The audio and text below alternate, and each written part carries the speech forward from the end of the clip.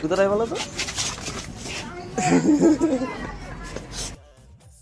দেখো, তোমরা দেখতে পেলে যে এই কুকুরটিকে ধরার চেষ্টা করছে আমাদের উমাদা, আর সে কিছুতেই ধরা দিচ্ছে না। তো এর জন্য একটা প্ল্যানিং করা হচ্ছিল ফার্স্টে।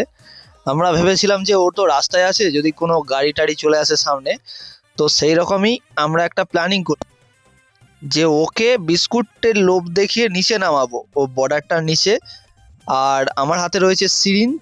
আমি ওর যে ক্ষত স্থানটা রয়েছে ওখানে স্প্রের মতো করে দেবো, যাতে ওই ঘাটা চট করে শুকিয়ে যায়। কারণ ওর গলার কাছে দেখো একটা ইনফেকশনের মতো হয়েছে, কামড়া কামড়ি করেছে সব। তো এইরকম ভাবেই আমরা প্ল্যানিং করে বিস্কুটের লোভ দেখিয়ে ওকে নিচে নামানোর চেষ্টা করছি। কারণ তোমরা একটু আগে ছায়া দেখতে পেলে, একটা ভারী গাড়ি গেল, বাইক যাচ্ছে।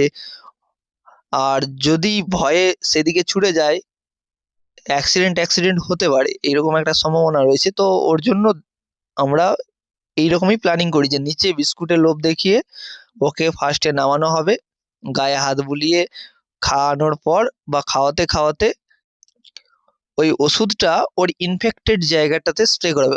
কারণ আগে ডগেসের সেম প্রবলেম হয়েছিল তার কপালে, গায়ে। তো আমরা ওষুধ লাগানোর পর 90% ক্লিয়ার হয়ে গেছে।